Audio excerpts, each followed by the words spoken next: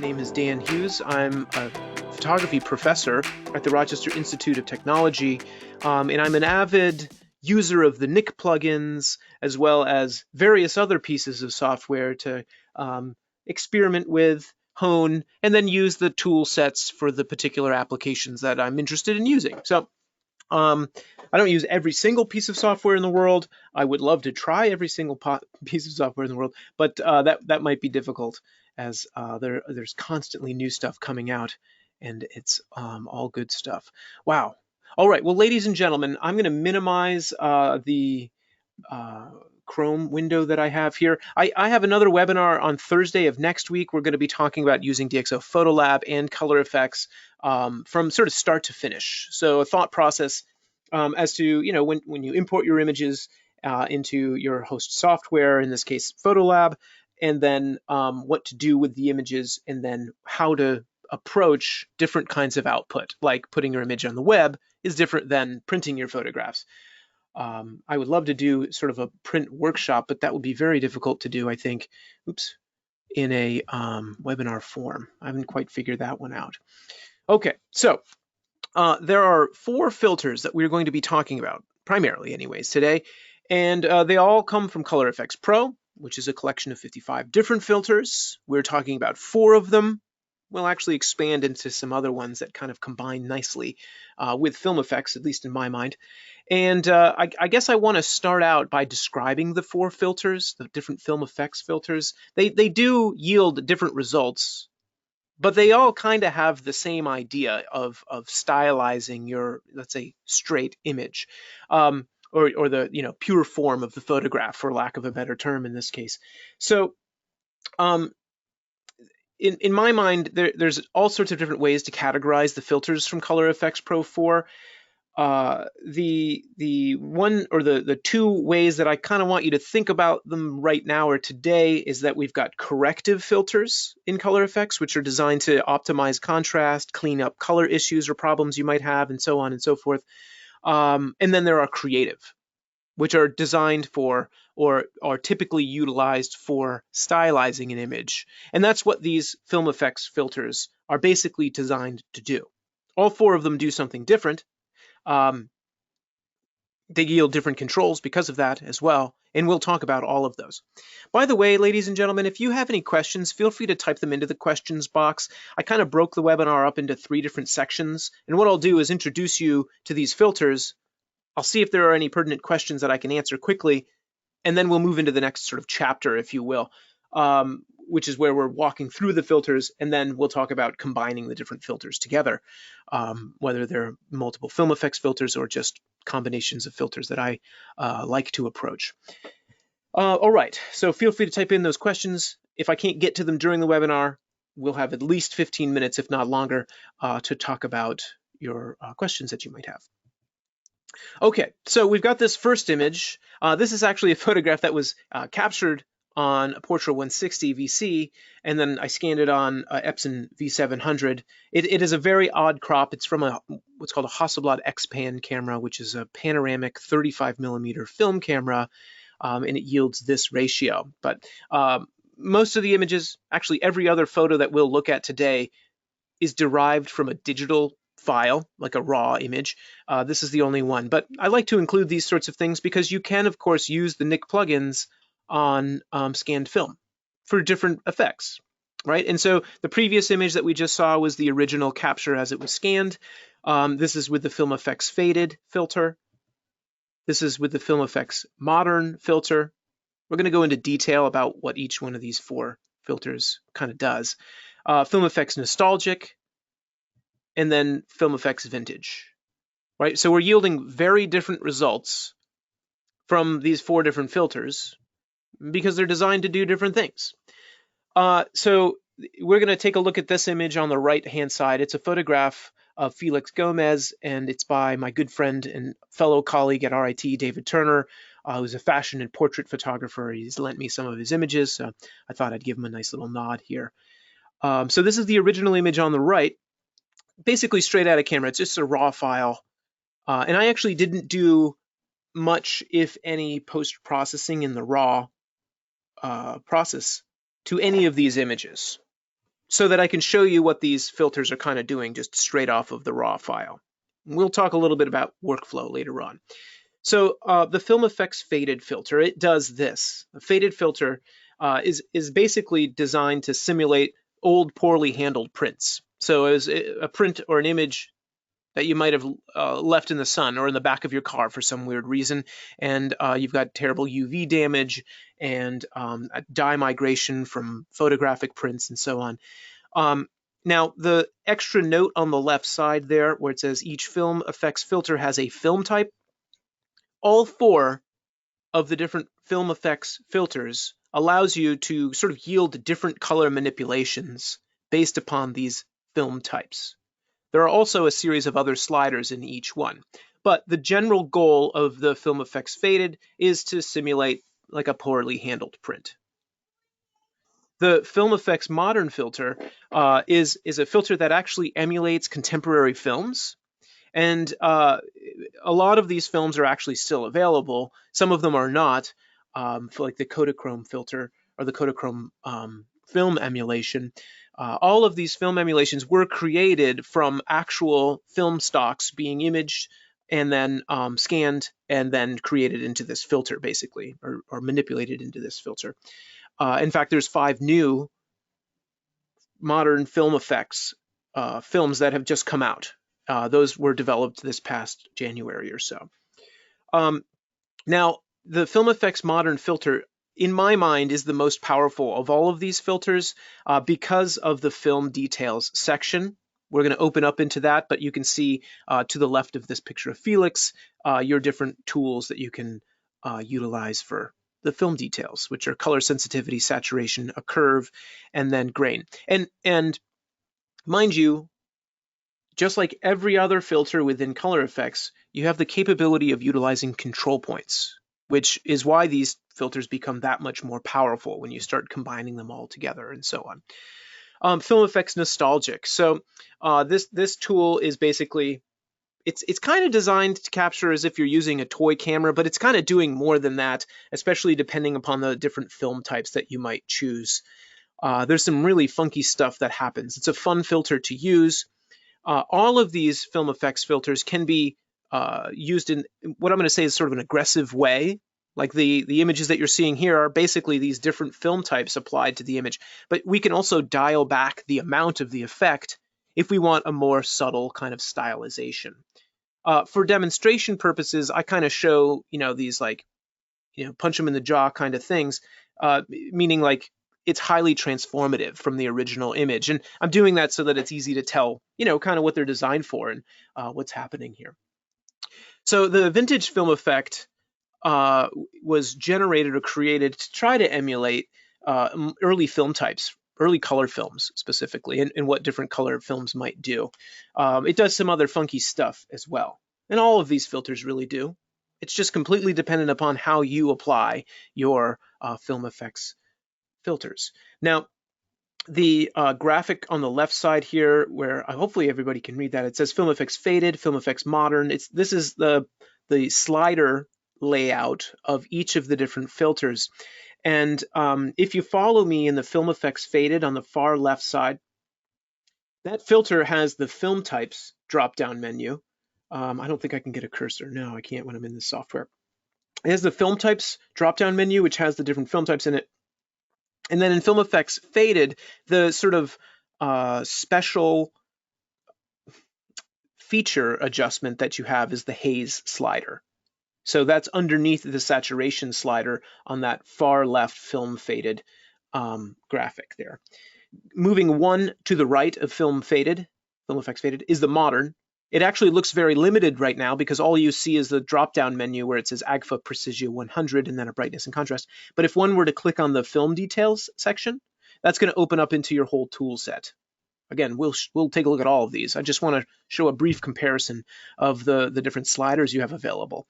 The Film Efex Nostalgic, this has a perceptual saturation slider, which is a really interesting color control that only exists in 1 or 2 other filters inside of Color Efex Pro 4, and it yields a really interesting saturation adjustment. So you can turn up the perceptual saturation, which is going to affect color in a different way than just saturation, and we'll look at that. There's also a glow slider in Film Efex Nostalgic, which is going to be different than the haze slider within Film Efex Faded. They actually have it's different math, different algorithms, and so the look is actually different. You should definitely compare those just to get a feel for what those are doing.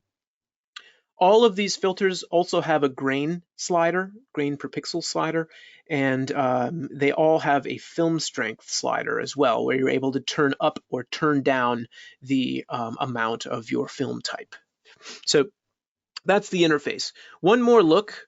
So here I've got sort of a landscapey kind of image, which is very different in effect, right? So the portrait photograph we have here is this very limited detail portrait headshot of this gentleman. And then here we've got like wide open, broad lighting, so you can get a different sense of what these filters are going to kind of do on these different images. So here's the original RAW or JPEG from the RAW. Here it is with the Film Efex Faded filter. All of these images only have this one particular filter applied.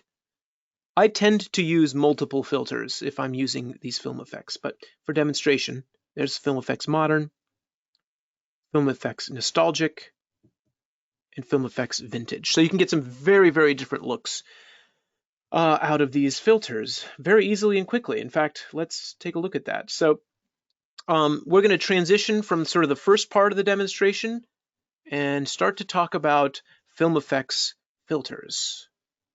So I'm going to begin kind of this portion of the demonstration using the DxO Photolab 3 software.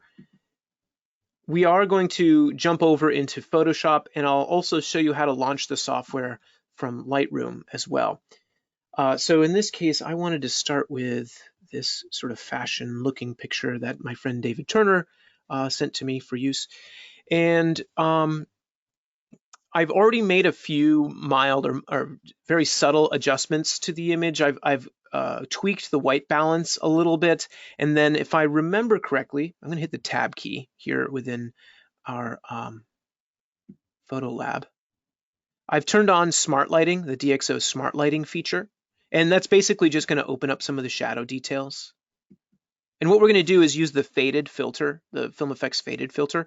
I've also cropped the image, but those are the only things I've really done to this photograph before we go into, the shoot. Sorry about that. I've enlarged my cursor and it affects how I can click around into the software, and I may have got myself into a bind here with being able to access the software because I closed down, there we go, that part. So I closed the bottom part there, and it makes it a little bit harder to access the Nik Collection. One of the ways to do that here within Photolab is to literally just click on the Nik Collection button. And within Photolab, here I'm going to click on Color Efex, and as that launches, we'll talk about what's happening in Photolab.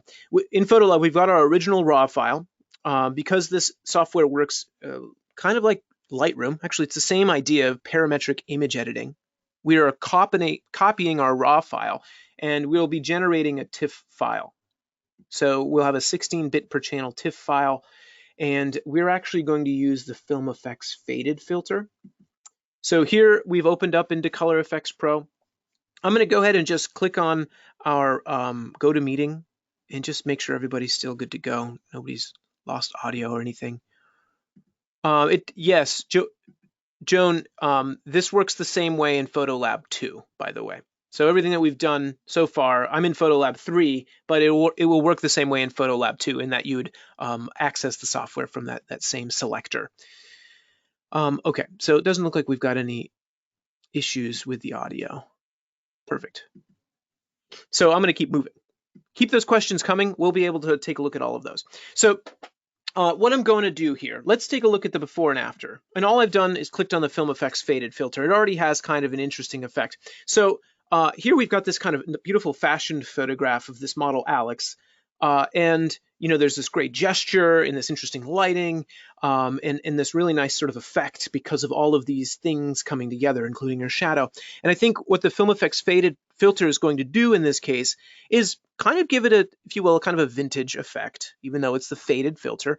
And it's going to yield a little different personality. So the beauty of our digital cameras is that they basically generate this perfect or practically perfect representation of what was in front of it at the time, right? And that's fantastic. And that can be really great in a lot of applications, whether that's news, different forms of art, possibly advertising as well. But for aesthetic purposes, we want to be able to control these things and change them. And possibly when we're in the studio shooting, maybe for the next fashion shoot that we do, maybe we know we're going to be using this Film Efex faded filter, right? So we might actually even, if you will, pre-visualize exactly how we're going to do our post-processing, with a little experimentation, of course, because everything is going to be a little bit different depending upon how you shoot your images. Anyways, we're here within Color Efex Pro 4. We have our filter list on the left-hand side for anyone not familiar. Right now, we're in the all sort of orientation or section, so we can actually look at all of our different filters, but you can actually divvy up your filters in different ways by clicking into these different modes. And actually you can change these. So if mine look different than yours, it's because I've actually adapted or changed these settings. Actually, these are the default, so it shouldn't look much different. I've clicked into the film section, and this has nicely broken up our filters into our Film Efex Faded, Modern, Nostalgic, Vintage, Film Grain, and then Old Photo. These are the ones we're going to be using today anyways, so I might as well stay here. So I'm in Film Efex Faded. One last kind of trick before we move over into the tools palette on the right side. If you notice, anytime you scroll over one of the filters on the left side of the Color Efex interface, there's a little stack of images, like a little stack of prints. If you click on that little stack of prints, you're going to get different preset representations, right? So you click on the Film Efex Faded filter. These are the default settings for the Film Efex Faded. These visual presets here, these are going to be different representations of that Film Efex Faded. And what, these are handy for numerous reasons. First of all, just to get a feel for what your image might look like, utilizing these different presets. So you see the potential. So this one's called Magenta Dye, which is kind of nice. And I would have never thought to take this brightness slider all the way down to -100. So it's really kind of an interesting way of approaching these filters using those presets that are built into each individual filter. Now I'm going to click on default, and I'm going to get us back into the filter list by clicking the back button in the upper left corner, just so you know where we're at. Now let's get into Film Efex. So we've got some straightforward sliders that are pretty self-explanatory when compared to other filters or photo adjustment tools. Brightness, contrast, saturation, right? All of these sliders are pretty self-explanatory. If you bring one of them to the right, it's going to increase that effect, right? Contrast. If you bring it to the left, it's going to decrease that contrast or decrease that effect, whatever adjustment you might be making. I actually want to zero out all of these sliders, but before I do that, I'll just increase each one to 100 so you can get a sense of what it's doing. This haze slider is actually going to generate this really kind of, it's kind of like a softening over the top of the entire image, a haze, which would be different than glow in my mind. If we use one of the different filters that has the glow slider, I think it's the Film Efex Nostalgic we just looked at, or we looked at in the previous sort of part of the presentation, you'll notice that haze actually does something different, and glow kind of approaches the edges more than the haze, which is kind of this overall effect. The vignette tool, I'm going to bring this down to 0, but if you bring the vignette slider down into the negative, you're going to be darkening the edge of the file, the image. If you bring it up into the right, it's going to kind of create this faded edge effect. We'll probably end up fading these edges with this one particular image, but for now, let's zero it out. Grain per pixel, if you're familiar with Silver Efex Pro, this works the same way. You bring grain per pixels over to the left, and you're going to get very large grains, right? So this is emulating actual film grain on the photo.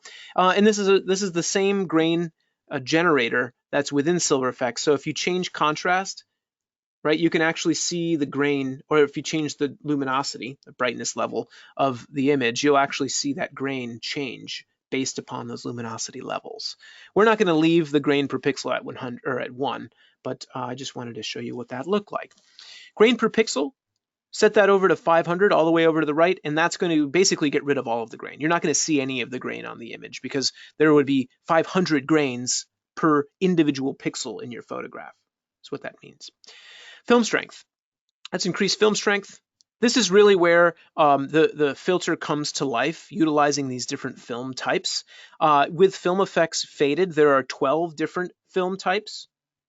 They're all generated. They're not emulating any particular kind of film, so they're just numbered. There's no, this isn't trying to create like a cross-processed effect necessarily. What it's trying to do is basically change and affect the color using some curve adjustments, which is going to do some really funky stuff to these images. And again, where the power really lies in this software is utilizing this filter or any of these filters in combination with other filters and in combination with control points. So for our walkthrough, we're not actually going to be using the control points.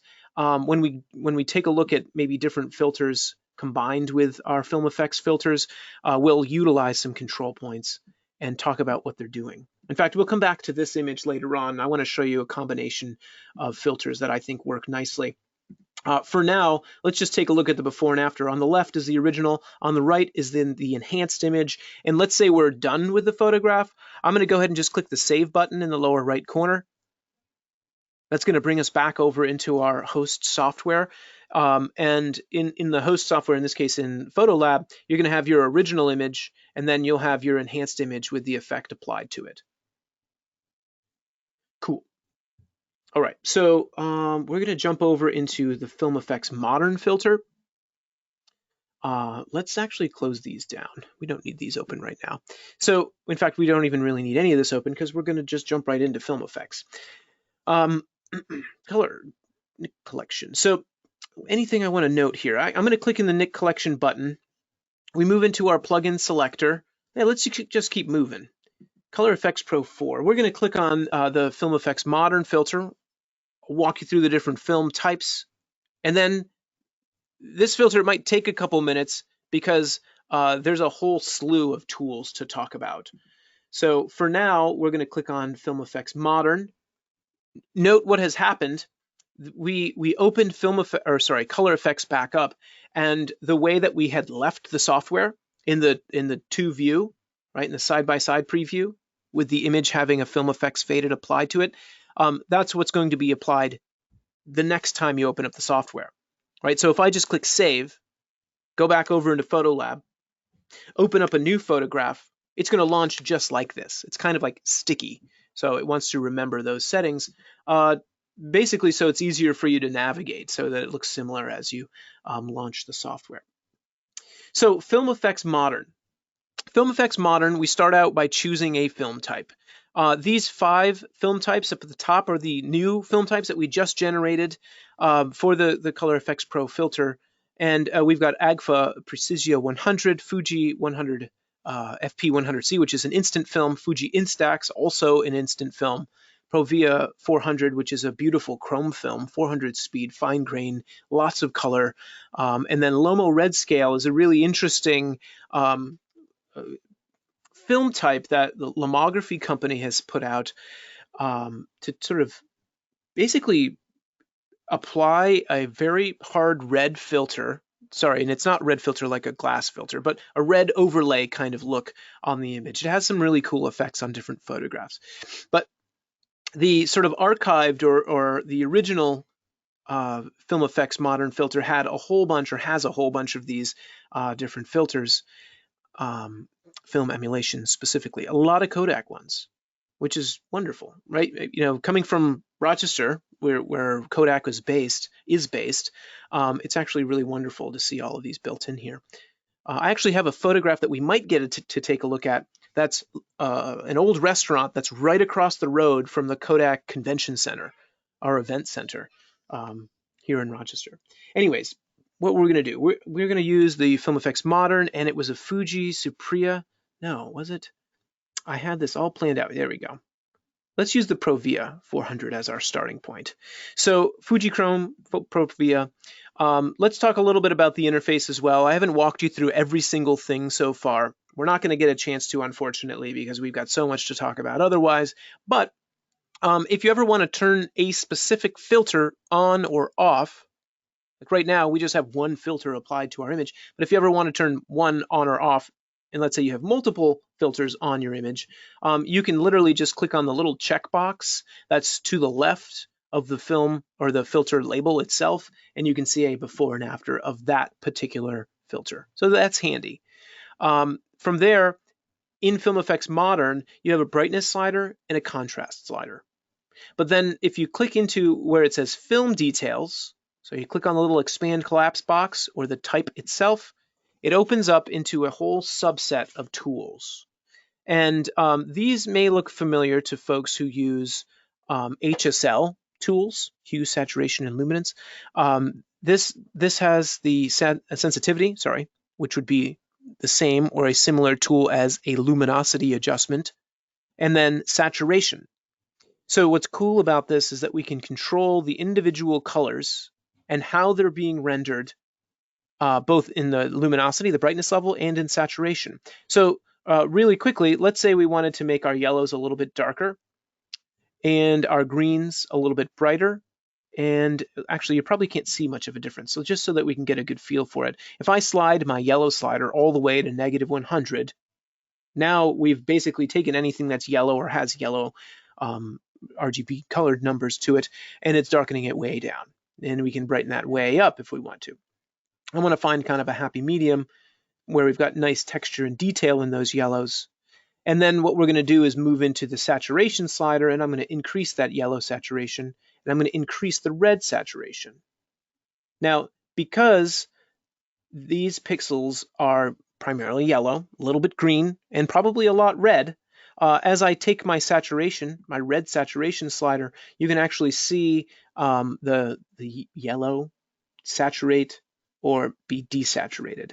There's probably some really cool, funky adjustments that you could generate. I don't know if it works for this image very well, by removing particular color channels, like just red and yellow, but leaving all of the others. In this case, it does. It looks really strange because of the blue cyan kind of effect that we get on it, but it could be really interesting creative control. All right, so saturation levels. Scrolling down a little bit, you have your tone curve.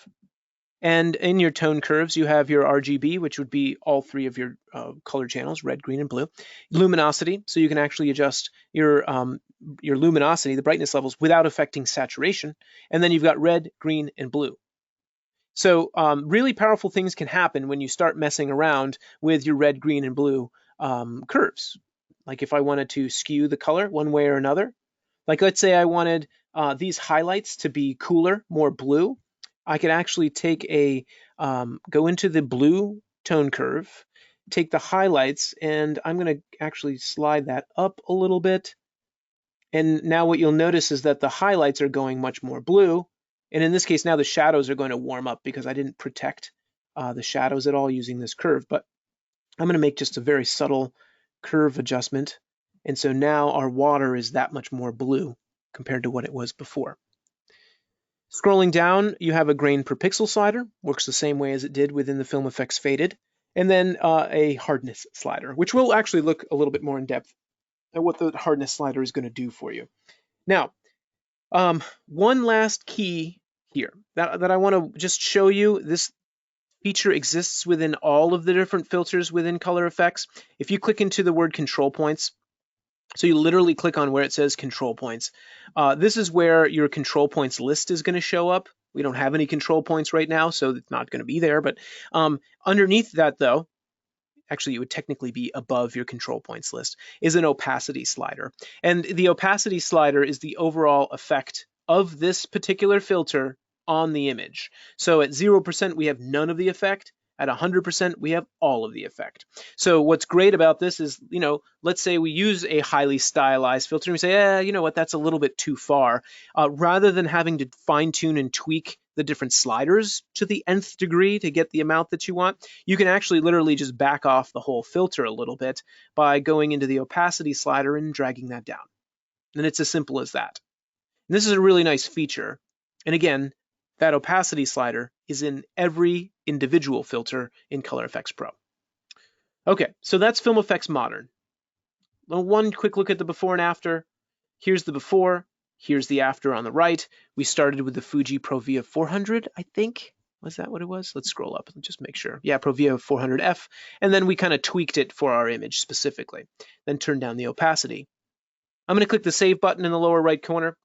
We're going to keep moving. And in fact, in this case, let's go ahead and jump over into Lightroom so I can show you how to open the software from Lightroom. It's going to work exactly the same way as it did within in Photolab 3 or Photolab 2. It looks a little bit different because we're here within Lightroom as opposed to the Photolab software, but it's very easy to access the software here. You basically would make whatever development adjustments you might want. So you would adjust your raw file. This image has been cropped and the white balance has been adjusted a little bit. I probably could do some noise reduction because I've got some noise and what looks to be some dead pixels as well. But it's okay. We're going to cover all that stuff up using the Film Efex nostalgic filter anyways. So let's access the software from Lightroom. The quickest and easiest way in my mind to access the Nik Collection from Lightroom is to just right-click on your image and then go to the Edit In dialog. And this is where they're going to show up from in Lightroom in the library in the Develop module. So we're going to click on Color Efex Pro 4. And it's going to ask us if we want to edit a copy or the original. Because this is a raw file, it's going to make us edit a copy with the Lightroom adjustments on it. And that's totally fine because we don't actually want to edit the original raw because that would be a potentially destructive workflow if we couldn't get back. Oh, and there's Nikon yelling at me to, or DxO wanting me to download some optics modules because of these new files that I've got in there. Sorry about that. So let's go back over into Color Efex. And we are going to take a look at the nostalgic filter. Like I said before, let's go to the single image view. The really kind of the highly transformative effects of the filter comes from the film type. And that's why you also have this film strength slider, because let's say, oh, you know, film type number 1 looks great. That's fantastic, but it's too strong. You can just simply take your film strength slider down and to the left, and it's going to reduce that overall effect. In this case, I'm going to slide it up to 100 so we can really see what's happening. And then let's just scroll over each of the Film Efex nostalgic film types so you can get a sense of what the image looks like. I think we're going to land on number 11 in this case, if I remember correctly. Maybe it was 8. Yeah, it's number 8. And 12 is interesting. Let's run with 12, see what happens. So we click on number 12. Say, okay, well, maybe that's too powerful. It's too much of an effect. So I'm going to start to dial that back a little bit. I like what's happening. I'm going to increase the grain per pixel because we have all of this noise in the image already. And the grain is actually going to do a nice job to not necessarily clean up noise. In fact, if we wanted to clean the noise, we would want to do that before going into any of the Nik plugins or use Define 2.0. I'm going to recommend that you use your raw processor because it's got really any contemporary raw processor has really powerful noise reduction. Photolab 3 has an incredible noise reduction algorithms in it, and it would get rid of all of that noise. In this case, I knew I was going to be using the Film Efex filter, and by adding some film grain to this, it doesn't get rid of the noise, but it kind of covers the noise up, and it's aesthetically more pleasing in my mind. So I'll just leave that grain right there at about 300. We've got this nice effect. I'm going to bring my vignette down to 0. Note this as well. The Film Efex nostalgic vignette slider, it only sort of bleaches the sides or fades the sides of the image. You cannot get a dark vignette with the Film Efex nostalgic. It just goes from 0 to 100 instead of 0 to 100 and then 0 to negative 100, like a lot of the other vignette sliders and filters do. If you wanted if you wanted to use Film Efex nostalgic and then get a dark vignette, you would just click the Add Filter button and then add the vignette filter from Color Efex. That's probably the easiest way to do it. Glow. Okay, so let's use this glow slider. In fact, I'm going to take my brightness slider all the way up, and then let's just look and see what glow does. If I slide glow all the way to 100, and then we slide it all the way down, you can tell it's sort of a contrast adjustment, and it sort of softens the image a little bit. It's going to be much more apparent with higher contrast images than this. But I love what's happening with this glow slider, and so I'm going to leave that up pretty high. Perceptual saturation. In fact, I think the easiest way to really show perceptual saturation is if I bring the film strength slider down to 0. I'm sorry, I feel like I'm jumping around right now. But if I bring the film strength down to 0, and then I take my perceptual saturation slider up, nope, it does have a pretty dramatic effect. So here's the before, and there's the after with perceptual saturation. What this tool wants to do is kind of works like a vibrance slider within a lot of the different raw processors. It's actually a specialized saturation tool that looks at certain colors and increases their saturation more so than others to give you sort of more vibrant, higher kind of color contrast areas. It's a really wonderful tool. Obviously, I don't want to bring perceptual saturation up to 100 in most cases, although it kind of works on this photograph. I'm going to bring the film strength slider back up. And let's just take a look at that before and after. And in this case, you know, I say we add one more filter to the photograph. I know we haven't kind of gotten to that part, but I think that this image really, an image border lends itself to this photograph because there's kind of so much stuff or so little stuff around the edges of the image that are important. I want to draw your attention as the viewer in towards the middle of the photo. And one way to do that is to actually add an image border filter. So I'm going to go into the filter library, click on all. Before I do that, before I click on my image filter to add the next filter, I need to make sure that I move to the right side of the interface and click the Add Filter button. That's going to button up our Film Efex Nostalgic, and then I'm going to go into our image borders. And in this case, I'm not going to explain the image border filter all that much. I'm just going to go ahead and use it, and we'll take a look at the before and after. We'll talk more about what these things are doing, but so that I can get through the last Film Efex vintage filter, we're going to go ahead and speed along. So I'm going to click the Save button because I'm going to say, oh, we're all done. Click the Save button in the lower right corner. Brings us back over into our host software, which is actually Lightroom in this case.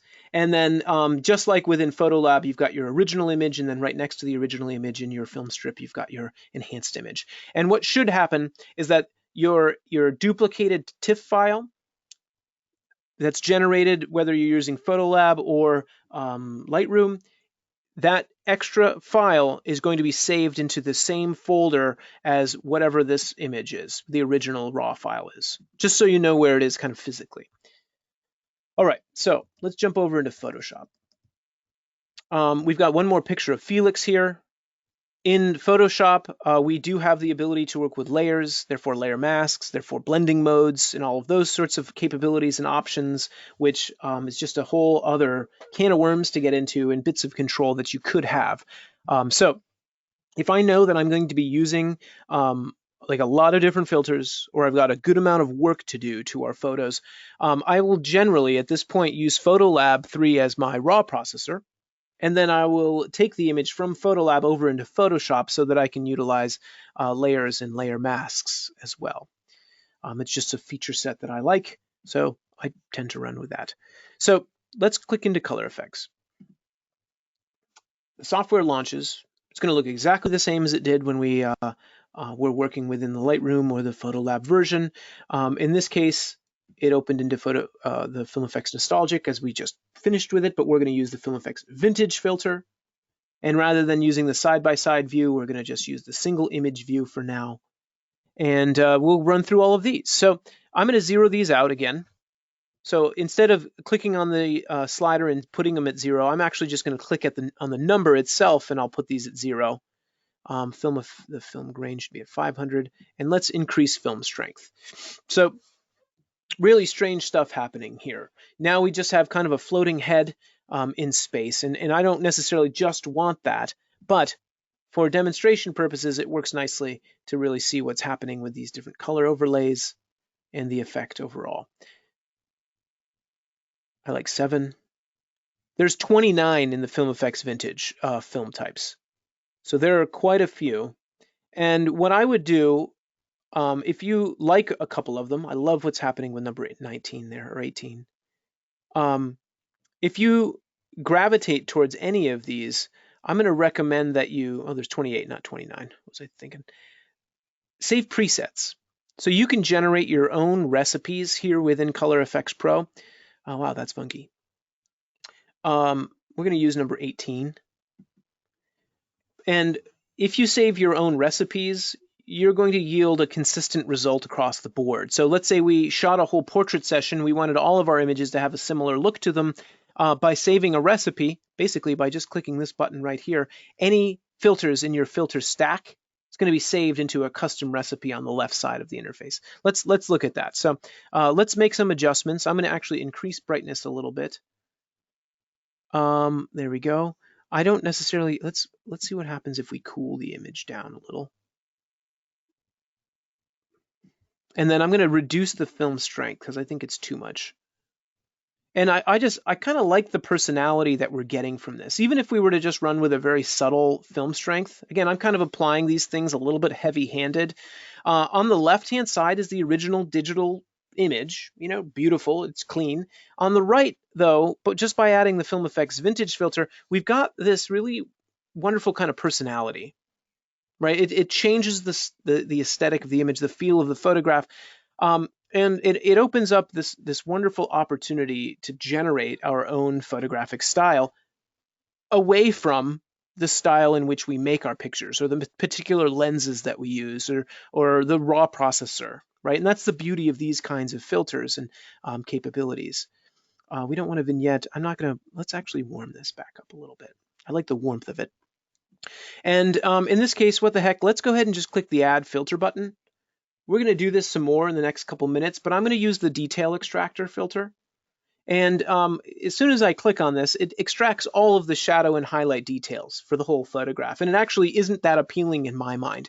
But what we can do with any of these filters, not just Film Efex or the detail extractor, is we can apply these things selectively. So what I love with the detail extractor in this case is that we're getting a little separation of the back of his head. And then we're getting a little bit more detail in his jacket. So what we're going to do is take a plus control point, place it back here behind his head. And what's happening is this control point is making a selection of the area that we've placed the point in. And it's putting the detail extractor filter in there for us.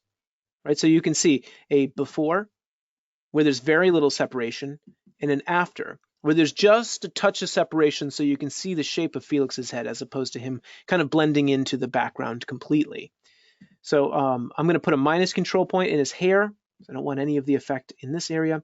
And actually, I was going to put a plus control point in his jacket, but I don't think we really need it. I think if I put the plus control point here, I might reduce the opacity.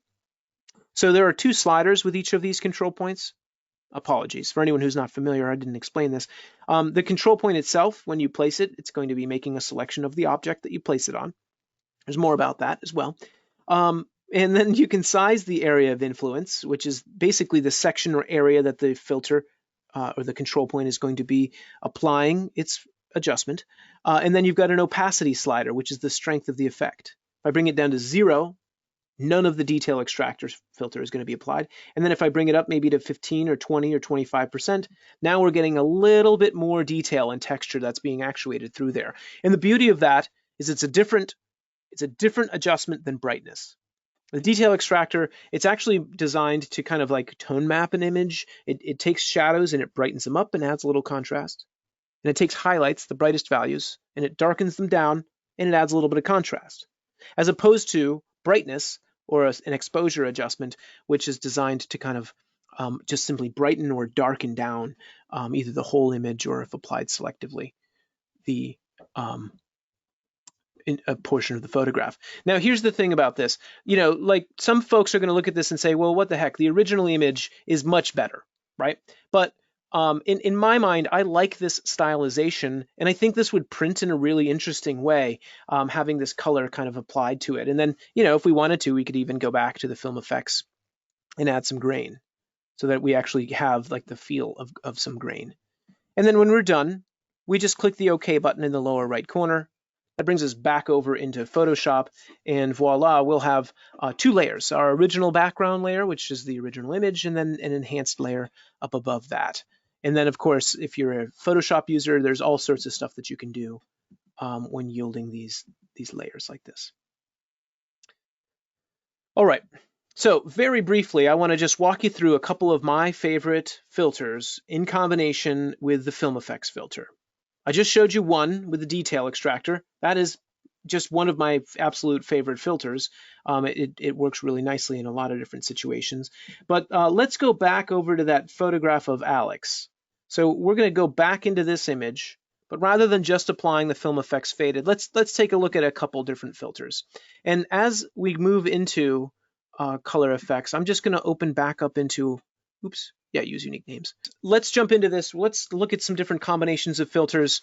And I thought I did actually click into, there it is, opened up behind for some reason. So we're back into this image. I will open up that flower photo. Somebody had asked if we could take a look at the flower photo, and yes, we will. I'll make sure we have enough time to do that. So I'm going to make some quick moves here. As I close that down. So we're going to go back to the Film Effects Faded. I'm just going to get rid of the vignette, bring that down to 0.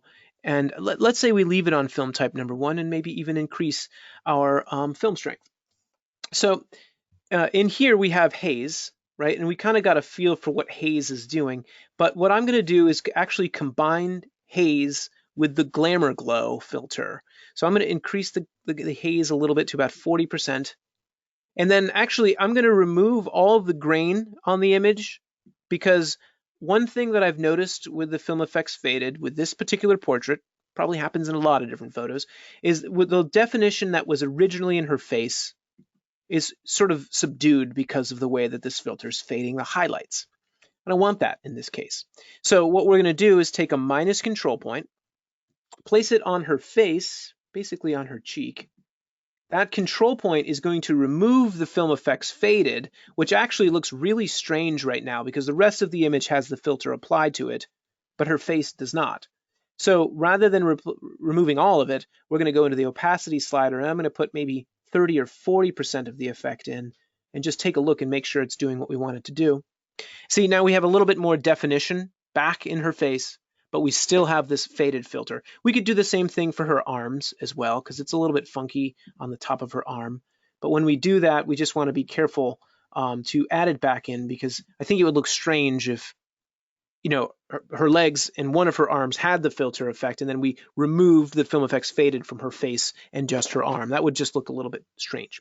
So from here, whether I'm using Film Effects Faded or nostalgic or vintage, I like the look of Glamour Glow on a lot of different pictures. So I'll actually apply this on especially a fashion sort of style image like this. And this is going to basically give us this nice glowing effect. And for some reason, it just feels like we're using a different sort of lens or optic so that we can get some really interesting effects. So this is going to desaturate just a little bit. I'm going to control that. I'm not going to warm or cool the image. One of the things that Glamour Glow does by default is it actually utilizes these shadow and highlight protection sliders. And what these sliders do is they attempt to protect shadow details. If you bring this slider further to the right, it's going to take the shadows, the darkest values in the image, and it's going to brighten them up. If you take that slider to the left, it's going to darken it back down. So we can kind of get the most oomph or punch out of the image, if that's the goal, by reducing these default sliders. So the shadows was at 40, I brought it to 29. Highlights, I'm going to bring this back down. I'm just going to bring it to 0. And now we've got this really nice contrast, but we still have that aesthetic faded feel that we achieved from Film Effects Faded. From there, we're going to go back into that detail extractor. It's going to look really funky if we apply detail extractor over an image where we've got Glamour Glow and a faded filter. That could be appropriate in a lot of situations, but I don't think it works really well on the entire image here. Where it does work really well is in the dress. So in this case, if this is, the intention of the image is to be to highlight the fashions or the soft goods of the image, what we're going to do is bring a little bit more texture to her dress here by adding the detail extractor. And it's as simple as even leaving these settings at their default and then just placing some plus control points. Here's the before. There's the after. It's basically just bringing out those textures really nicely. I'll increase the contrast. The human eye is going to be attracted to several different things. It's going to be attracted to the human form and the human face, of course, which we have basically that and then a background. But then the eye is also going to be attracted to the brightest, most contrasty, most saturated areas in the photograph. And in this case, my eye is drawn to her face, her hair, and her gesture. And if I want to bring your eye to notice her dress a little bit more, I'm going to use the detail extractor filter to increase that contrast, and that's going to sort of draw your attention to the dress a little bit more. And again, you can of course use this in a very strong manner, or you can dial this down to make it much more subtle, depending upon what you want, in a number of different ways. The last filter we're going to use here is actually the film grain specific filter. Now, you're probably, why would we use the film grain filter if we've got the Film Efex filter already applied? Well, in this case, we need to basically use the film grain filter if we want to apply film grain, because I used minus control points on her face and arm. And so if I were to add a lot of grain on the image, but I've removed the effect from her arm, it's going to also remove the grain from her arm, which could be interesting, but I don't think it works very well in this case. So I'm going to bring my grain per pixel to 500 to get rid of it from the Film Efex filter. We're going to click the Add Filter button, and then this time we're just going to use the specific film grain filter, which actually gives us a little bit more control because we have the grain per pixel, then we have the hardness of the grain itself, and then you have a film contrast slider. And unfortunately, we can't explain every single slider in this webinar because I'm already kind of going over on time. Thank you for sticking around. But I just want to apply this grain evenly on the entire image, so I'm doing it separately from that Film Efex faded filter. So now if we look at our side-by-side, again, we had this kind of basically perfect representation of what the camera saw in that exposure, and now we have our kind of vintage style faded effect applied to our overall image with a couple other refining filters. So let's click Save. Those are some of my favorite filters. I also really love the darken, lighten, center filter in a lot of applications. And then the contrast only tool is a really fantastic feature. So let's look at this for just a second. So we did apply a different film type, so we can't really easily do a side-by-side view, but we've got our original image. We have the Film Efex faded filter, just the Film Efex faded filter. And now the last one, we've got the Film Efex faded filter, but with a combination of some other filters on the image as well. Really has a nice, beautiful feel to it. All right, so I'm going to jump over into Photoshop. I just have one more picture that I want to show you, and it's this one. And then we're going to be answering any questions you might have. So let's open up into Color Efex Pro. As that launches, I just want to thank everybody for having me into your home or your office or wherever you happen to be today. The whole world's in a real weird situation still.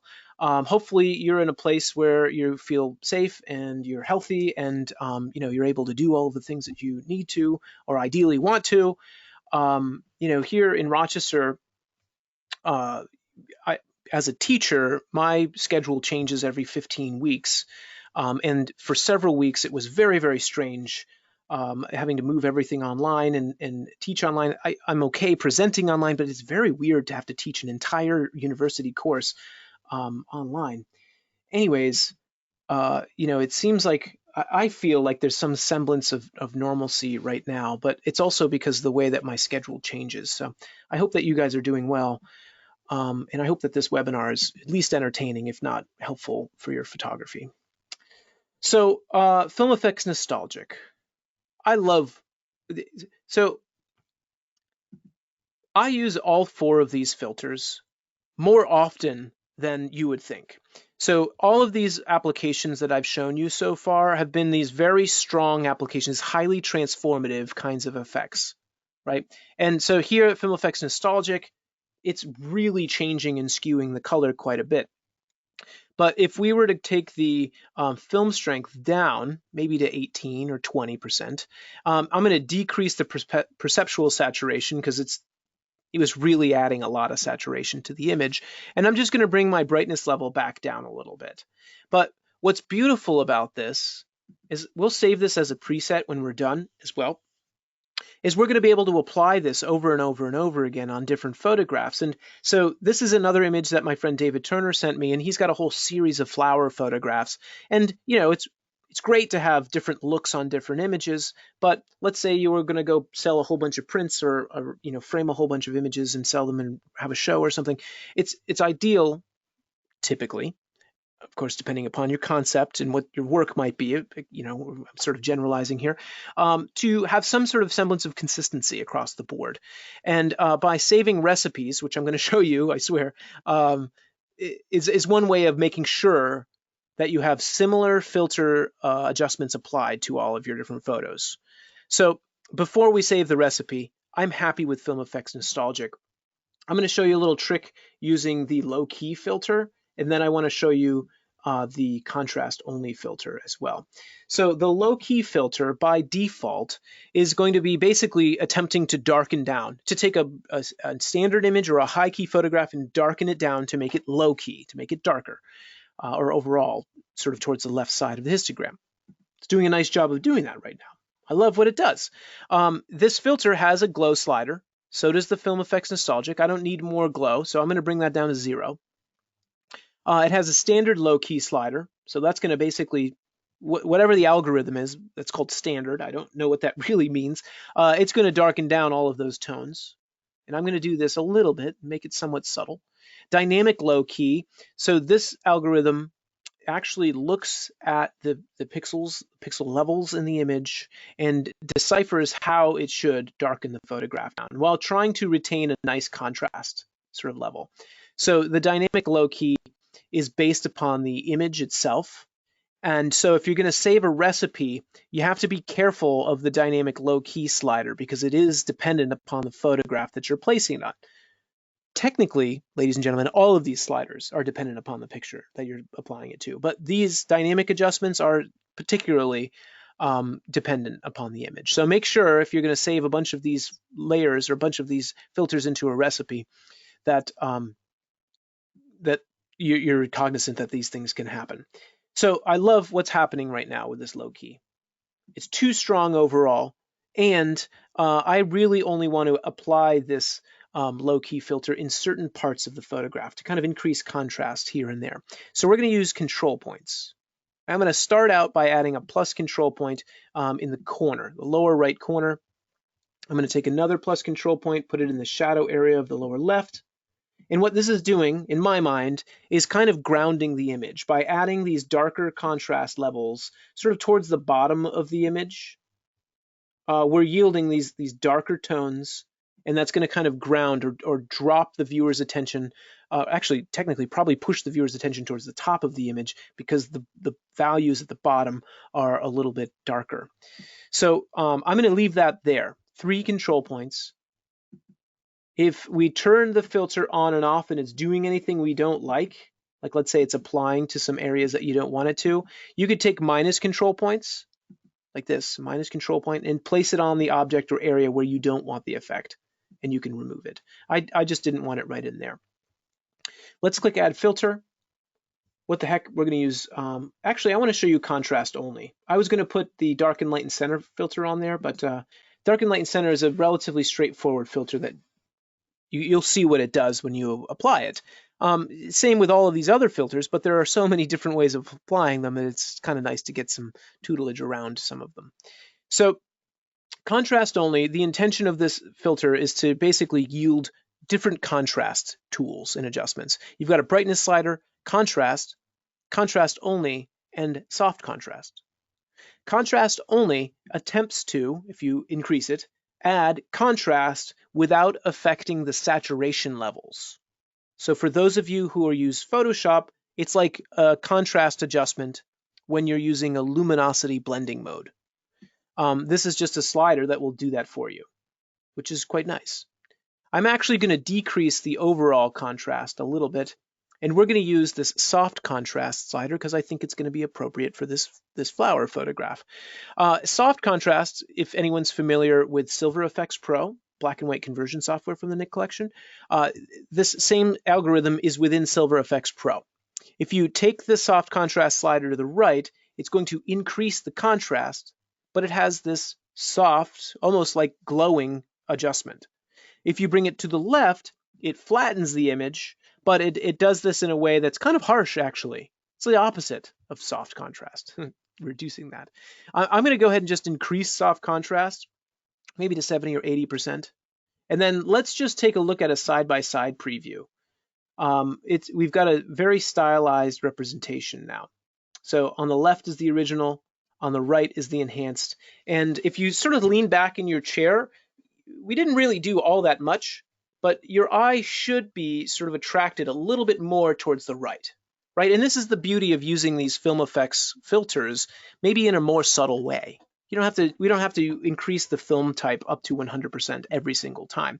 And this is how I find myself using these filters more often than not, decreasing the film effect a little bit, or maybe a lot, and then just adding a touch of it in because it has a really interesting color adjustment to it. We're going to finish this one off with darken, light, and center because it's beautiful. And what darken, light, and center does is it's kind of like a trick of the eye. It's like a vignette. It basically will like relight the image almost, but in a way that is not terribly noticeable, right? It's like a vignette in that it will darken the edge by default and lighten the center if you approach a vignette that way. But in this case, it basically is this subtle way of darkening down those edges. Now, I'm going to click the OK button. No, I'm not. I'm going to click the Save Recipe button because I haven't shown you how to save this as a recipe. Let's say we want to use this same combination of filters over and over again. We're going to click the Save Recipe button on the right side of the interface. And then we're going to name this. And I'm going to call this Nostalgic Film with Darkened Border.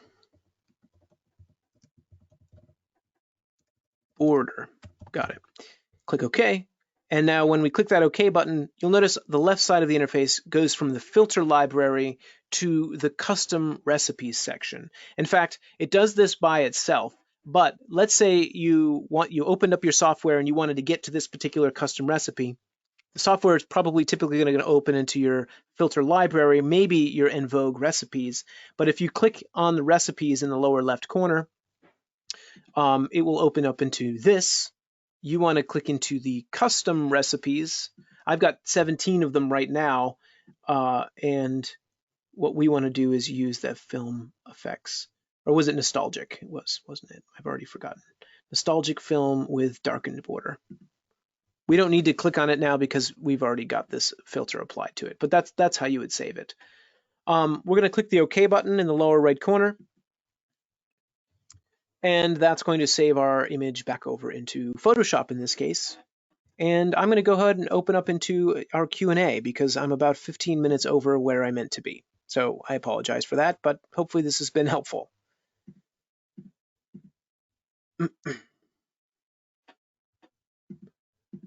Okay, so Gary, so I'm going through our questions. Feel free to type in any questions you have. I'll try and spend a couple minutes here. I'm actually driving from here to Hamilton, New York, a couple-hour drive, and I'm going to be meeting my niece in a parking lot, and we're going to, in a social distance style, where we have a photo shoot. She just graduated from college, and all of her festivities have been canceled, so we're going to do a nice photo shoot, and hopefully my nephew comes and he can assist as well, because I've got some gear to schlep around.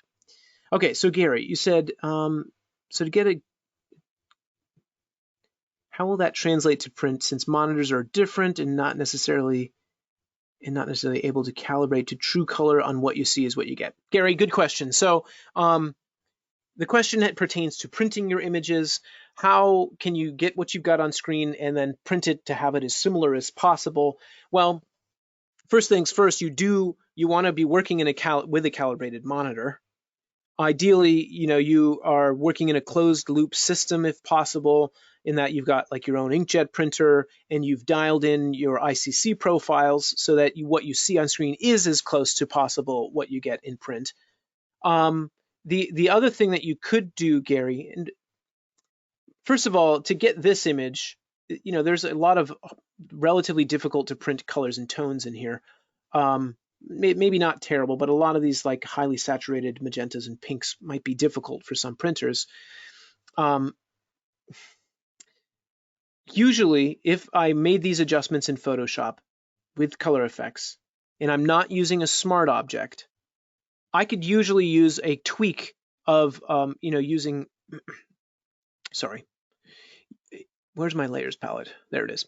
So using an adjustment layer, I might tweak hue and saturation or possibly color balance. So I would make a print, and if it's not exactly what I want, I might, if it only needs to be a very subtle adjustment, use one of these to skew the color in the direction that my print is off by, right? So that I can make that adjustment. Ideally, though, what you see on screen is very close to what you get in print. And calibrating your monitor is the first line of offense to that. All right. So, what is your favorite filter for portrait photography? Great question, Natalie. I do tend to use the Pro Contrast filter. I love Detail Extractor for the eyes. You can add, so if you've got a well-illuminated pupil of an eye, iris of the eye, you can add a little extra texture in, and that's going to sort of direct the viewer's attention. Also, the little trick that we use the low key filter for, if you've got a lot of modeling on a portrait, and let's say you want to like darken down underneath the chin or around the jawline, that low key filter that we used here is a great filter for doing that because it has a white slider, so it maintains white detail. So if there's a specular highlight or something like that, it will retain that. And then also it will darken down those nice shadow areas. So the next question here is, why is use contrast only versus pro contrast? Good question. Pro contrast, let's just take this image. I don't know if that's the best one for using pro contrast. Let's delete this. Open up into Pro Contrast and Contrast Only, and we'll just take a quick look at the difference. So the Pro Contrast filter is a corrective filter, in my mind anyways, and it's 3 sliders. It allows you to correct any contrast color issues, right? So it'll actually try to fix any color cast that might be occurring. I don't think we have a color cast, or if we do, it's pretty. It works in this image. And then this correct contrast slider basically just fixes the contrast for you, and it's wonderful in many situations. I actually tend to use Pro Contrast more than Contrast Only for my own photographs, mostly because it's so simple, because you just use the correct contrast slider and it fixes the stuff for you. And then here we have another one of those dynamic algorithms. It actually assesses the image, and then as you slide this dynamic contrast slider, it'll affect each image or every image in a different way based upon the pixels of that photograph. And this filter is, corrective, and it kind of gives us this nice style, right? So I guess you could kind of consider it corrective or creative. Let's turn that off and click the Add Filter button. The biggest difference between any of these filters, let alone Pro Contrast and Contrast Only, is which controls exist in that filter, right? And in Contrast Only, you have 2 very important outlier sliders that don't really exist anywhere else. There's the Contrast Only slider, which again is going to basically be brightening highlights and darkening shadows, if you will, to break down what a contrast adjustment does, in general. And it's going to be doing that without attempting to change the color levels. It looks like the color is changing because the luminosity is changing here. But in reality, what's happening is the contrast only slider is attempting to leave the colors alone, as opposed to the contrast slider. As you adjust that, you can see a dramatic increase in saturation as well. And that's what a lot of contrast sliders are going to do. So contrast affects color and contrast. Contrast only is affecting color. I'm sorry, it's affecting contrast only. And then soft contrast is, again, that other outlier. And this really is only in contrast only, maybe one or two other filters in here in Color Efex, and in Silver Efex Pro. And it has this soft contrast effect. So when I know I want this kind of effect between contrast only and soft contrast, use contrast only. And then if you maybe more in general simply need to correct some contrast, you might use the Pro Contrast filter. Great question.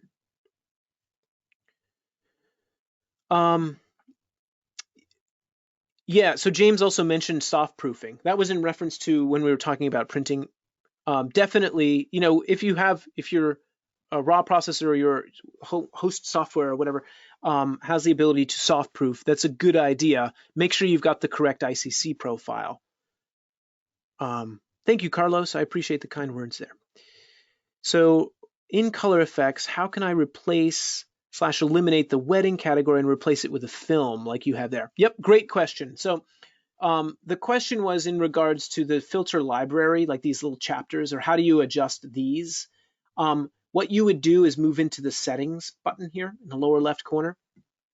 And in settings, you go to the very bottom where it says filter list settings. And then in the filter list settings, you have your different categories. So mine is film, nature, wedding, portrait, and so on. If you click on these and then go to like color or contrast or glass or whichever ones you like, you have all of these different options. You can divvy up your filter library these different ways. In my mind, I would, avoid updated and new. These two, to me, don't make much sense at this point because those were created when Color Efex Pro 3 switched to Color Efex Pro 4, as far as I know, and they haven't been changed since. And so if they make sense, cool, use them. But it seems like to me, you might want to see the filters that are specific to different kinds of photography that you do. Or in my mind, it makes actually a lot more sense to, because when I think about post-processing, I'm more thinking about how I'm going to control the color or how I'm going to control the contrast or detail. And then you've got things like glass, which are emulating glass color filters, polarizer, skylight filter, and so on, those sort of glass filters you use with photography. And then you've got film down at the very bottom. You could probably set it to film on each and every one if you wanted to. Anyways, when you click the OK button, it's not going to change until you close the software and open it back up. So now once we go back over into Photoshop, maybe go back into our Gomez image, and then we open up into Film Efex again. Now you can see my filter library, sort of chapters, if you will, have changed. Geez, my throat's getting dry here. What kind of photos are more appropriate for the film filters? What kinds of photos are more appropriate for the film filters? Oh, shoot, Esperanza, that's a really good question. I don't have a good answer for that. And so because it's a creative filter application, I can't say that like the Film Efex faded filter works best on so-and-so an image, right? And I can't say that because what you will invariably go into the filter on whatever kind of photography I've said doesn't work well on, and you're going to make a stunning version of that filter applied to the image. And you say, well, Dan, what the heck were you even talking about? I did this, and it looks fantastic. The thing about a creative filter is that it can work in any situation. It's entirely dependent upon your vision as the artist, as the photographer. And so, I tend to say things in a relatively broad manner so to leave them open so that I'm not pushing your aesthetic in a particular way, but rather introducing you to different ways of thinking or different ways of approaching using these filters.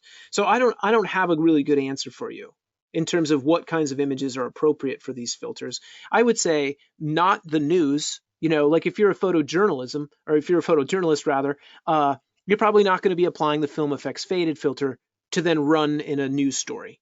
Maybe, I guess, if it's appropriate, but it's highly unlikely. So, in the broad sense of things, the Film Efex filters probably tend to work more on photographs where you're illustrating your own personal vision, as opposed to trying to tell the truth in photography, which is a whole other conversation. If you use add control point, does it mean the filter will not be applied to the rest of the image? Great question. By default, yes. So let me reword that question, or at least reread it. If you add a plus control point, does that mean the filter is not applied to the rest of the photo? Yes, by default. So let me show you what that means. Again, this is maybe not the best image to do it on, but let's go into one of these that changes the color a lot, right? And then I say I want a plus control point, and I place it here on his head or on his face, right? The control point is going to go in and it's going to try and make a selection of the similar tone, color, and texture. And because the first thing we did was place a plus control point on the image, the software thinks we only want to apply the effect where we've placed the control point. All this thing has done, though, when you add that plus control point, is it has taken the opacity slider that we talked about earlier from 100% applied to the entire image down to 0% when we place that control point. And it did that because, well, here, watch. If we have a filter applied to the whole photo, and then we say we only want a plus area, control point, it thinks that we only want it in there. So it assumes that, okay, we only want to apply the filter in this specific area. So the way to recant that is to just go into the opacity slider and bring it back up to 100, in which case now this plus control point isn't doing anything because it's at 100 as well. But if you wanted to, you could just dial the opacity down so that the control point has a 100% opacity application, and then the rest of the image has a 25% or 24% or whatever value you want it to be at. Diana, good question. So what are the tools, apps, software that I like to use most and why? That's a whole other hour discussion. I changed the software that I'm using based upon the project. If I teach at RIT, so I'm always using all sorts of different software, but I'm also having to teach different aspects of different pieces of software. So Photolab 3 is fantastic in a lot of situations for raw processing and simply for looking at images because it's not a catalog-based software, it's a browser-based software. Whereas in at RIT, we actually use the Adobe products, teach the Adobe products in our curriculum.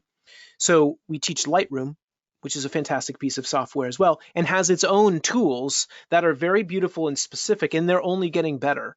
But like if I'm going to be, let's say, shooting infrared photography, I prefer either using Capture One Pro as my raw processor and or Photolab, because the white balance adjustments allow me to do what I want to happen on those infrared images. And I guess that's what my problem is, and that's why our conversation would be so long, because if we were to start talking about 8x10 film scans, it would be a different workflow than talking about these digital images that we're trying to make like 8x10 film scans or look like 8x10 or so on and so forth.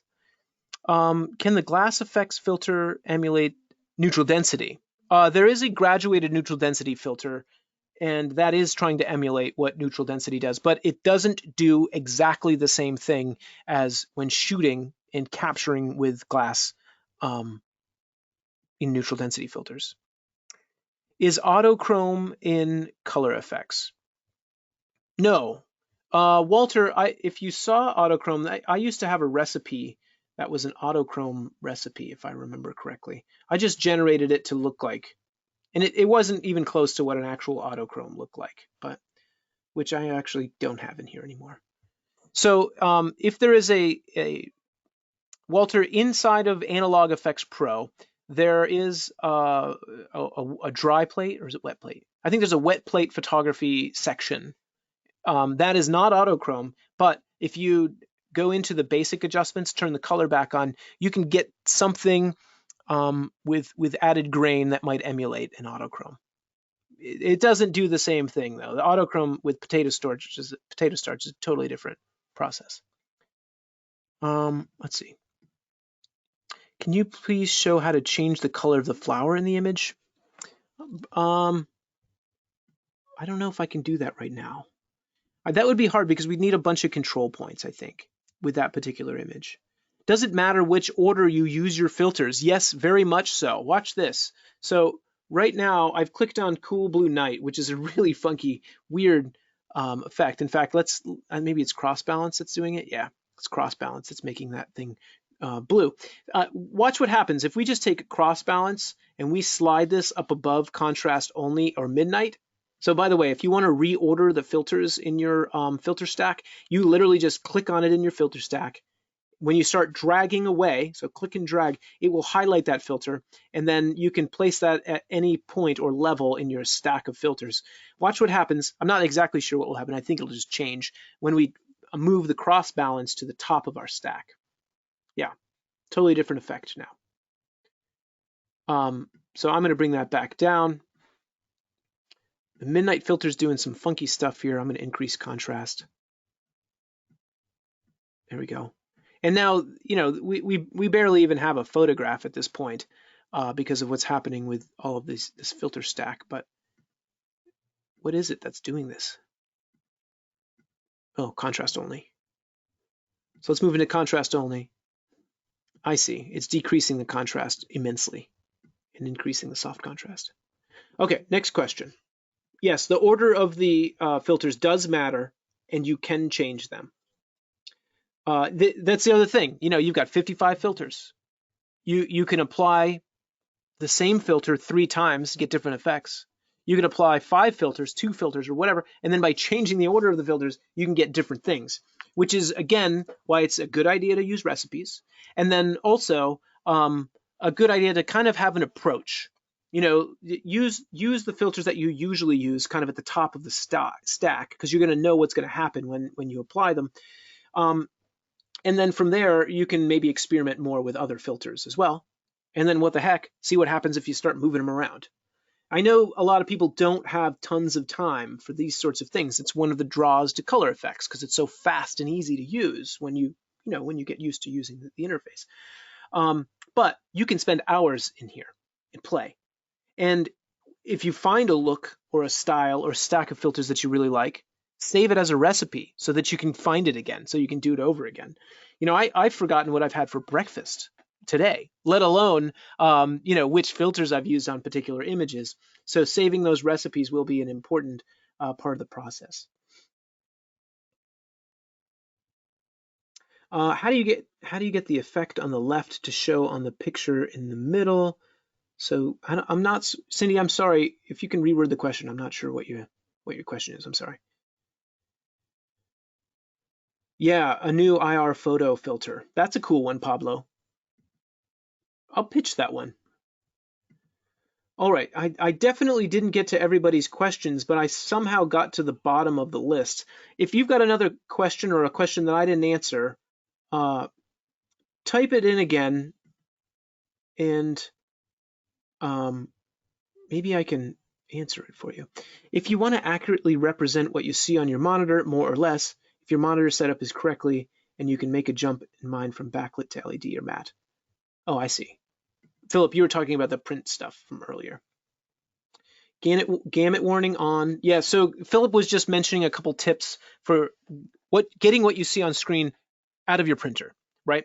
And a couple good points is making sure that in your host software, your raw processing software, or maybe your RIP, wherever you're printing your images from, that your gamut, wow, G-A-M-U-T, gamut warning is on.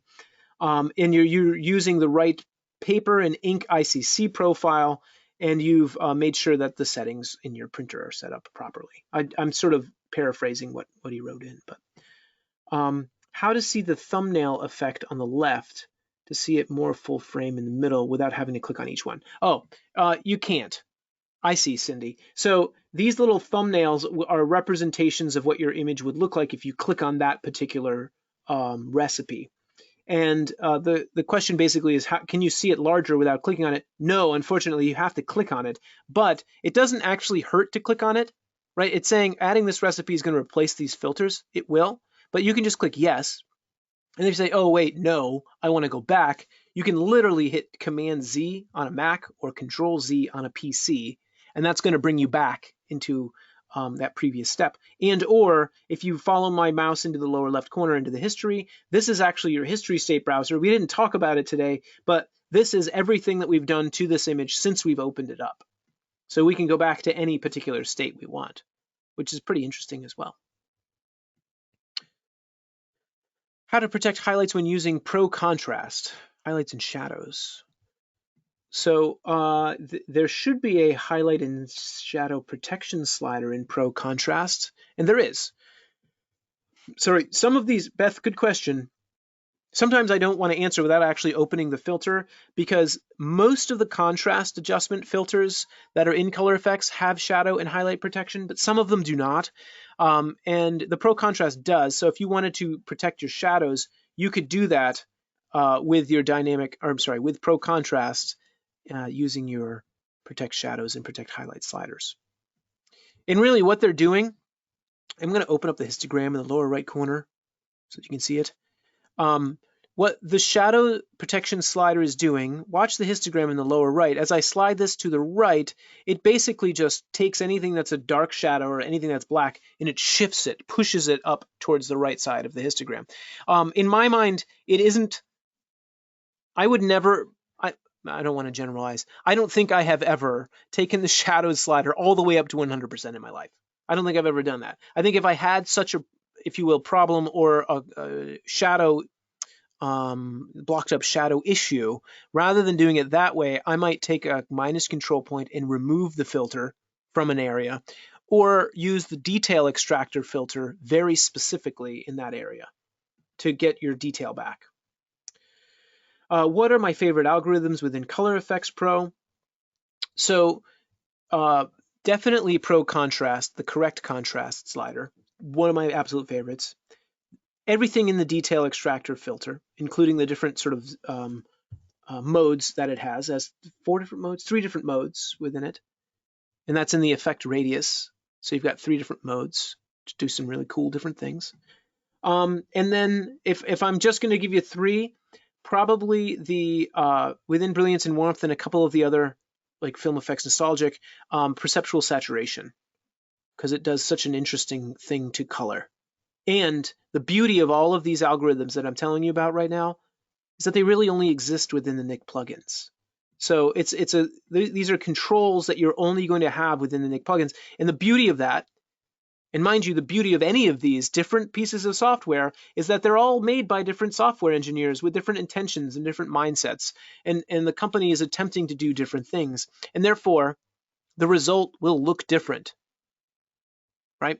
So even if you go out to the same location or you shoot the exact same lighting setup of Felix, I'm standing right next to David and I'm shooting these same images, my images are going to look different from David's because he's going to use different software than I am and a different optical system, right? Different lenses and so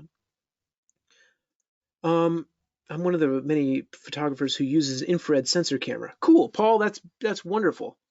Paul, I've got a D800 that's converted to 650 nanometers. I think for 652, it's a wonderful setup. It's a little slow now compared to the newer cameras, but I greatly appreciate you guys coming out and spending your time with me. DxO does as well. We love being able to provide these webinars. I'm excited as to being able to do this. I've got some webinars lined up for June as well. It's going to be really cool. I don't remember exactly which ones. I think I have 3 though, and that's really fun for me. And I hope to see you again soon, ladies and gentlemen. Have an absolutely fantastic day. Enjoy the software. If you can, get out there and shoot and try out your new skills, your new tools that you've got in your Color Efex. Thanks again, everyone. Bye-bye.